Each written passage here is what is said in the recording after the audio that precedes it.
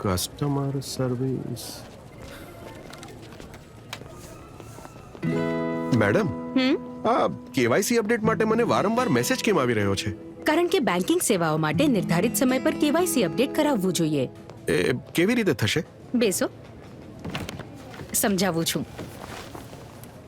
જો તમારી ઓળખ કે સરનામામાં કોઈ બદલાવ ન હોય તો તમારી બેંક કે એટીએમ કે બિઝનેસ કોરેસ્પોન્ડન્ટ એટલે બીસી પાસે જાઓ, અથવા બેંકમાં રજિસ્ટર્ડ ઈમેલ કે મોબાઈલ નંબર કે મોબાઈલ બેન્કિંગ એપ કે પત્ર દ્વારા એની સ્વઘોષણા કરો. અને જો કોઈ બદલાવ હોય તો એવામાં ઓળખાણ અને સરનામાનું નવીનતમ પ્રમાણ બતાવો, તમારું ખાતું સક્રિય રાખીને બેન્કિંગ સેવાઓનો લાભ ઉઠાવો. બસ.